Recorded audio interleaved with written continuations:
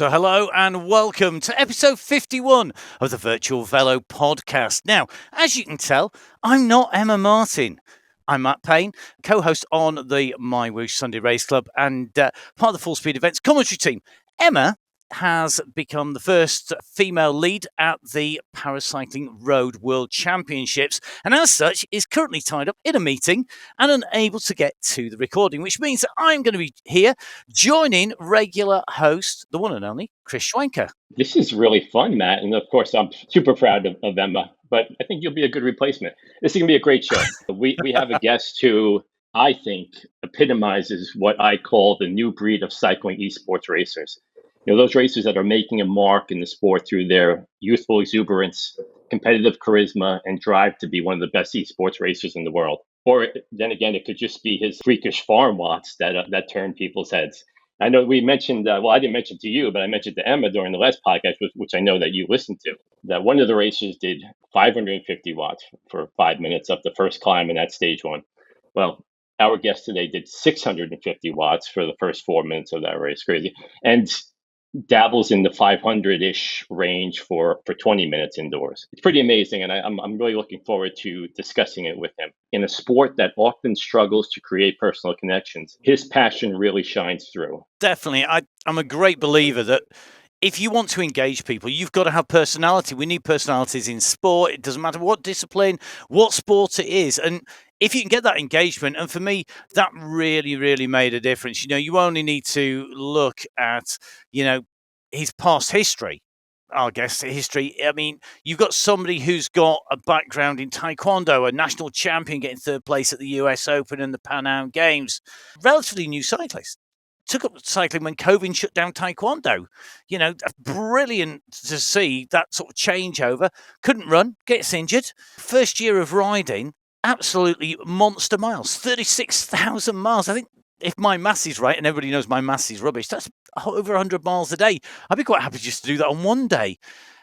But the story of being discovered on Strava, being lab tested, finding out that you've got like record watts out there, you know, you've got a really good VO2 max, you go down and you go meet a coach at an Olympic training center. I mean, this is sounding like a Hollywood movie already to me. It's sounding like something that's going to really get people on board and engaged.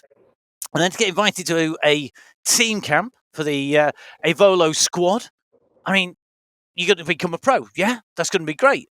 And then you go from there and you think, right, setting road records, transition to esports in like 2023, because that allows you to utilize the strengths and not really pay the penalty of the weakness, which if you're a new rider is going to be bike handling, I guess. So that's going to make a difference.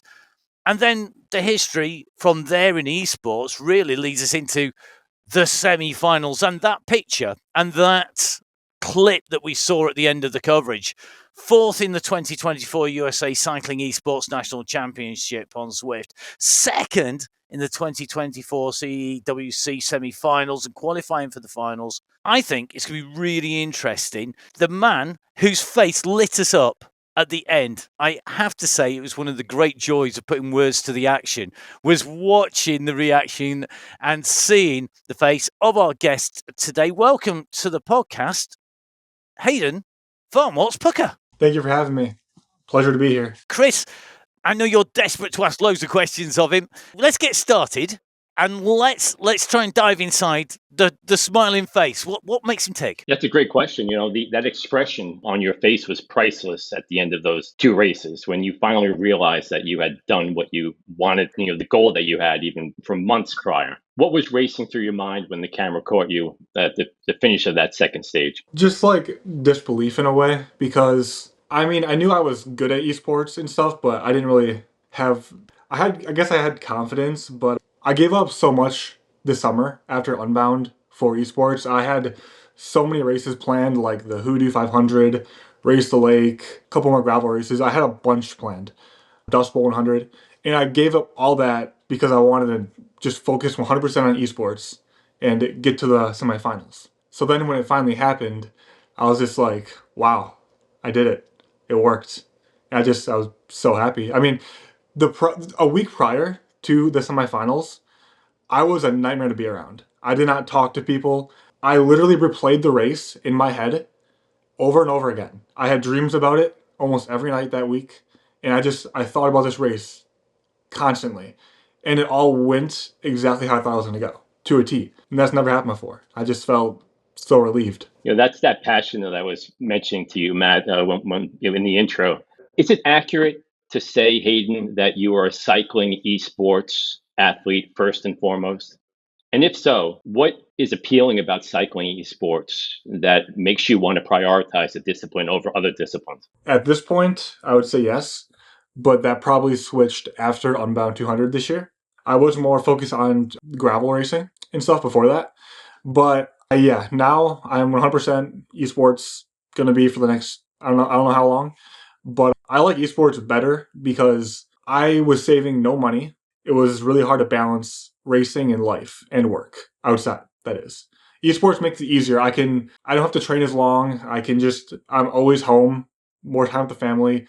I'm not driving across the country every weekend to do a race. It makes life hard, especially being 22 years old. I couldn't save any money and I want to buy a house someday. So, makes it easier. I think that really, really sort of shows that transition from being outdoors to indoors. It's that convenience factor is so much, whether you are racing the world championships or you work 24/7 for 6 days a week, or 24/6, 6 days a week, and then you get like a little window to get on the bike, and that convenience factor of the esports riding and racing esports, it's just it's a great way to get that racing kick.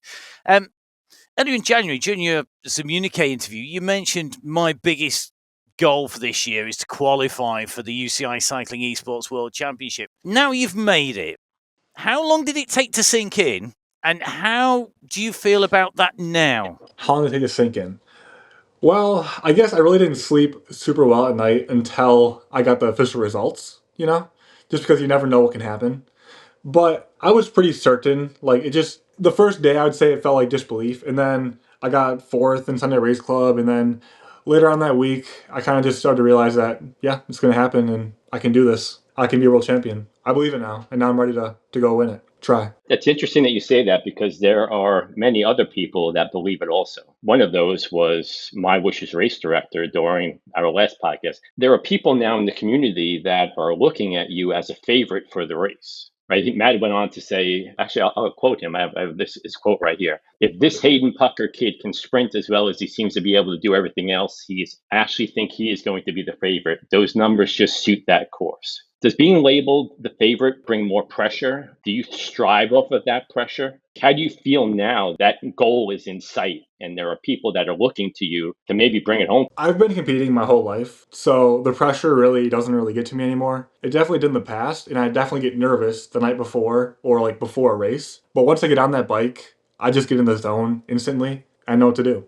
Time goes by slow. I just know what to do. That's all it really is. And is that, do you think, coming from the Taekwondo and the focus from that, does that then translate? I would say it definitely does, because I used to get really nervous. I would shut down before matches and stuff, and now as I got older, it just got easier. I got nervous to race outside because of crashing.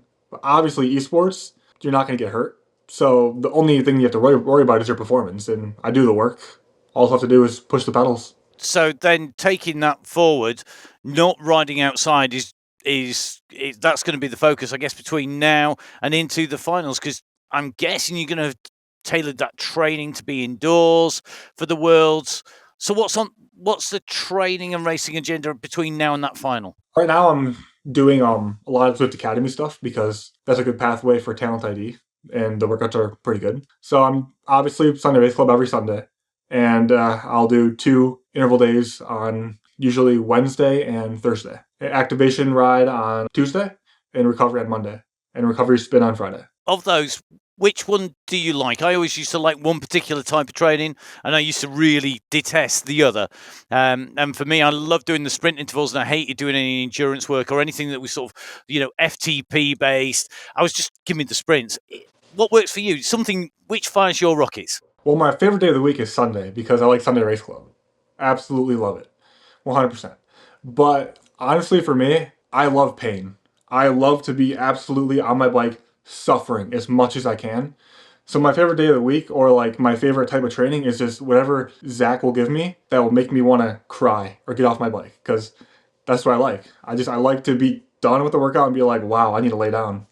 That sounds incredible. It really does. So let's talk about that. Zach Nair is your coach, who's also an elite esports athlete, and you are going to be meeting him in person in Abu Dhabi because he'll be racing alongside you.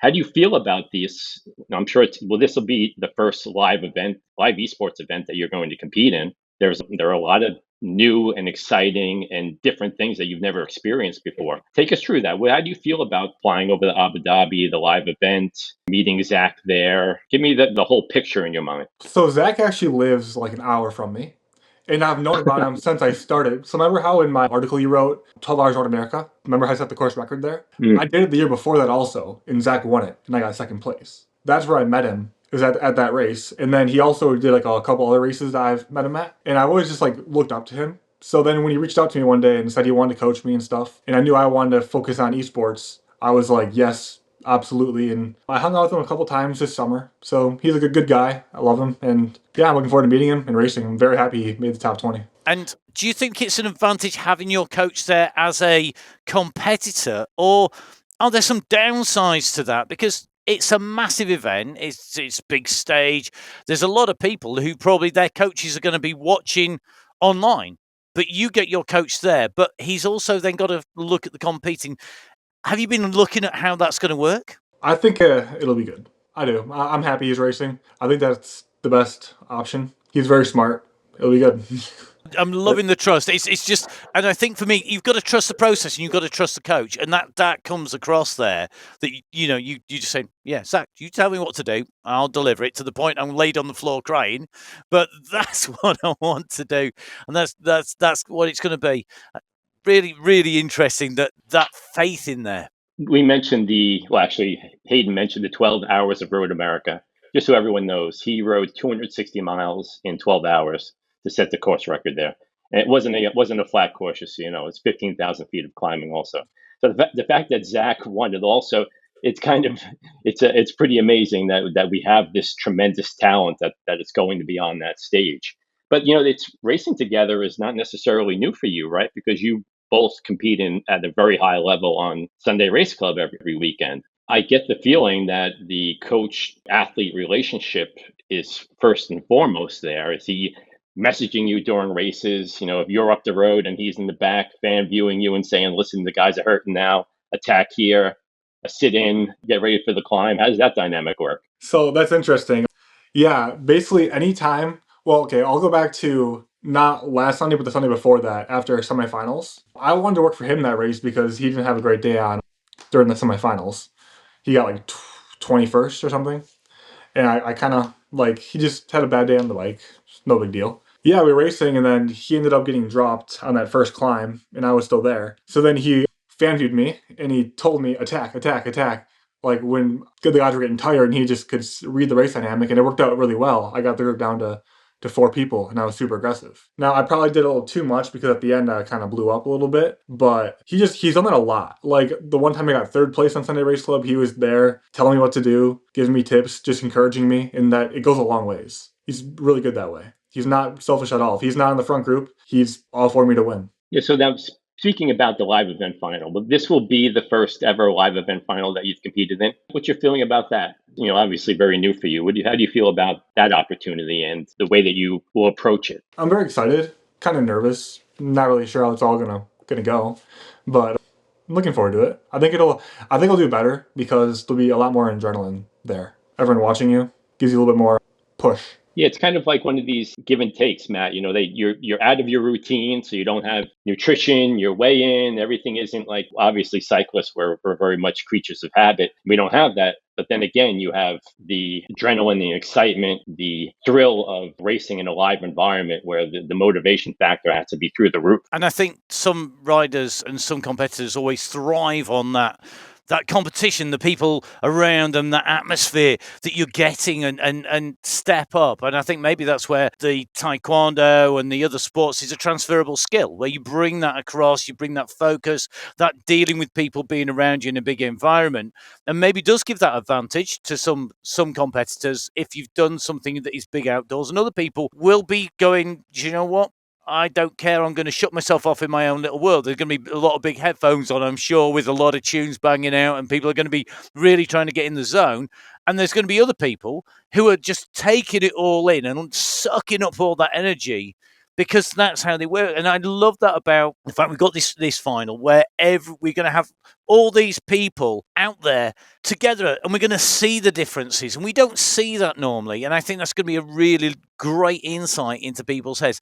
Do you think you would class yourself as a competitor who thrives in that live environment, Hayden, or would you say you're going to have a real strategy? Can you just do it, just walk in and deal with it as it comes? I thrive in that, for sure. I've never done a lab test, like with people there, like at Limit Training Center. I've been there for like track and stuff. I've never had a lab test or anything big in person that I've done bad at. I just, honestly, I do better because there's more pressure there and the adrenaline's higher and you just go. Uh-oh. Your competitors are listening to this now saying, oh, geez, he has huge watts and also thrives under the pressure. Now, it's really exciting. I'm actually looking forward to seeing all of the competitors there. And I was also looking forward to seeing your U.S. teammates. I noticed you in that picture were resplendent and in the Stars and Stripes jersey. How has USA Cycling been to you? Like, did it kit you up? How did you end up getting that beautiful jersey that we saw? Not super great. They weren't supporting us for kits for the semifinals. Now they will be for the finals, but one of the rules for the live stream was that you have to have a U.S. national kit on if you want to be featured on their live stream. So I definitely wanted that because I just did. So I reached out to USAC and I said, hey, I'm competing in the World Championships. Can I purchase a kit myself? And then they said yes, and I bought one and they shipped it to me. And I believe I had there was 2 or 3 other guys that also did that. But now that we made it to the finals, they're going to send us some kits. So have they contacted you since you made the final? Yes, just one time, saying that they're going to be supplying kits and sending out a sizing chart for us. I've heard nothing since then. Did they provide you support for the race? I know a lot of the federations have coaches or they have DSs or they're preparing, strategizing, getting you ready. Was there any of that with the USA Cycling? No, I believe that Zach Nair, like we got one message from USAC in the beginning, and then Zach took it over all himself. He set up all the meetings, he set up the DS, he's done it all. So it's mainly been Zach and Greg who've helped us get where we are. People that listen to this podcast are going to say, Chris has a thing with USA Cycling. I don't really have a thing with USA Cycling, but I do feel strongly about the fact that if this sport is going to go forward, that it needs the support of the federation. And federations are all great to support when it aligns with their motives and objectives. If they have representatives that are in Abu Dhabi, it's going to be a very strange look as far as I'm concerned. I think it's very interesting though that we've got federations from around the globe, and I think there's a whole show to be had, and I can't wait to listen to it when Emma's probably talking with you, Chris, about it on the Virtual Velo Podcast about federations and support and level of input and the level of engagement with a new discipline. I'm fortunate enough to put words to the action across lots of different disciplines, and I always think my favorite phrase is emerging discipline issues. When a discipline comes out and it comes into sport and it comes within the cycling purview of the main governing bodies and it moves onwards. So I think it'll be really interesting to find out how that translates around the globe where we're at now, and maybe how that integration works in the future, because this is such a fast evolving story. I mean, it's not that long ago, back in 2020, when we were welcoming an influx of new riders. So, we're motoring along as a discipline, as esports cycling. So I think I'm not surprised some people are maybe a little bit further behind than others on this pathway. So, Chris, there you go. Mission for a future show with Emma at some point. I'm going to dive into all the federations. I'd just like to ask, Hayden, just moving away from the world slightly, the Zwift World Series Open Qualifier was just a day before those semi-finals. Did you take part in that too? I have to admit, I was on another show when it was on and didn't get to watch it live, and I'm not caught up with that. I did not take part in it. I asked Zach about it, and he said that it's a horrible idea, and I agree. I was 100% focused on my whoosh, and honestly, I don't know how much lift racing I'll be doing in the coming year. I really like my whoosh a lot, and just want to focus on my whoosh. There we go. That answers my question definitely well and truly there. So let's go back to those World Championships. You've just stated to us that you think you can win this. You wouldn't be going if you didn't think you can win. You are in your head. You're there. You can do this. And I'm sure there's a lot of people out there who believe well and truly that you can do this. And as Chris said, you've been named by Matt Smith as that favourite. Have you thought about what it's going to feel like in those finals a little bit further down the line? I mean, there's a whole host of questions there, isn't there, Chris? Oh, there absolutely are. First of all, I want to just let everyone know the first round of the Zwift World Series actually is taking place on the day that we're recording this. So there is elite racing going on multiple platforms, and I certainly like to acknowledge that. The first race is September 19th. I'm extremely superstitious, and when I was racing, if anyone ever said to me, how would it feel if you won that race? I would be like, get away from me. I don't want to talk to you. But I'm going to put you in that position, Hayden, right now. How do you think it will feel if you get the opportunity to pull those rainbow stripes over your head? It'll feel unreal. Just like I'm dreaming. I'm sure of that. I really don't know how else to describe that. I don't know. I'm just going to have to find out. I've asked a lot of your fellow racers whether that's important to them, whether the winning the world championship is important to them. There are many people that feel that it's not, and that cycling esports is a separate discipline, and we don't need to be confined by the constraints of the UCI and the rainbow bands. There really is something about that that's significant to you, isn't it, Hayden? Oh, for sure, 100%. It's the most prestigious jersey in the world. I mean, hands down. So to have that, it means you're the best in the world for that year. It's an honor. I mean, we're all going to Abu Dhabi for that jersey. So whoever wants it the most will get it. If you do get it, I've got a question for you. Are you going to sleep in it that night? Because that is a tradition of the rainbow jersey across multiple disciplines. There's lots of people who've said, I've been looking up to chat to quite a lot of them, and I do always ask, do you know when you won the World Championships, did you wear the jersey? And I'll tell you the answer to that when you've told me whether you would or not. I don't think I would. I wouldn't want to wreck it. That's an interesting point of view. I'll ask. Maybe Chris will remember to ask you that if you do win that, if you did sleep in it, because the vast majority of people say yes, I never wanted to take it off for the whole year that I was the champion. So it'd be really interesting to see how that plays out, and I guess that would help you on a pathway forward. Having that rainbow jersey, you'd be known as the world champion. Is that where you're looking? Is that your ambition? Maybe the Olympics, when with the esports becomes that, is it going to be a professional road cyclist, a track cyclist? What's your professional esports athlete? Where are you seeing yourself, say, in 5 years' time? Well, a couple different pathways. I love esports. I will do it forever. I'm certain on that. That ends up being an Olympic sport. Then my dream has always been since I was a kid to go to the Olympics. So I will definitely try for that. I'm doing Zwift Academy because I'd like to get on a World Tour team someday. It's always been a dream of mine also. I'd love to race Tour de France and be the guy that sits at the front of the race and pulls everyone around and gives them food. It's like domestique, I love that job. Be great. And I don't know exactly what it's called, but there's this boat team in America called American Magic. And that's for big guys like me that just pedal really hard, 500 watts for an hour. That suits me perfectly. And I would love to do that. I just don't know how to get into it. Oh, geez, I can help you with that. I've written several articles, one in Cycling News and one in Cycling Weekly on Cyclors.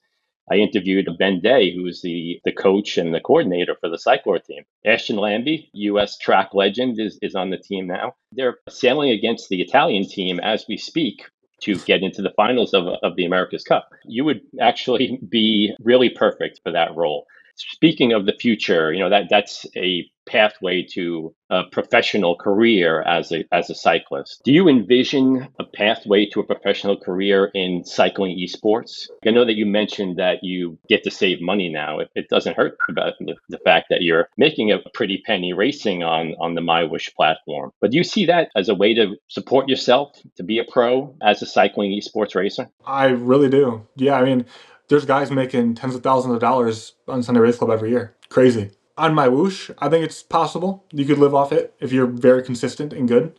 But like Zwift, there's not. Obviously, there's like 3 or 4 races a year that pay money.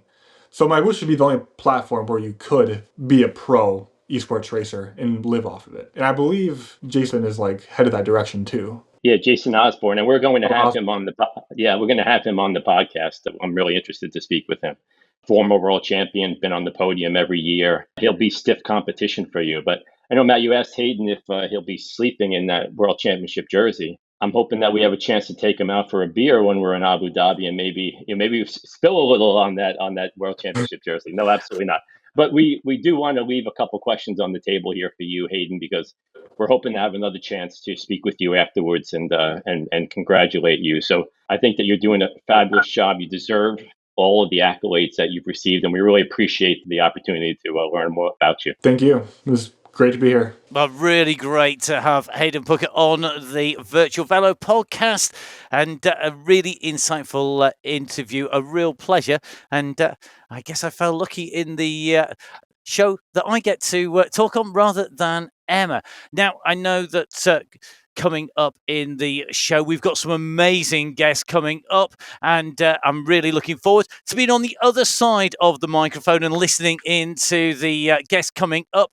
I know that there's going to be the woman who absolutely blitzed the semi-finals on those World Championships, Lou Bates, Martin Hongard of the Danish Cycling Federation. Maybe Chris will put some of those questions about federations to him. We're going to have Jason Osborne, as Chris has said, and if you're really lucky, you never ever know, you might well be hearing from Chris and from Emma on the ground out in Abu Dhabi for those finals, which just leaves me to say thank you to Hayden Puckett, the guest. If you've enjoyed today's podcast, like, follow and subscribe to the Virtual Velo Podcast on YouTube or your favorite podcast provider. You can follow Emma at biking_Emma. You can follow me. It's at Mark Fixer-Pay. You can follow at the Zmunique to keep up with all the esports news. We'll be back. Well, Chris and Emma will, for episode 52. But from Chris, from Hayden and myself, Matt Payne, stay safe. We'll see you again soon. Goodbye.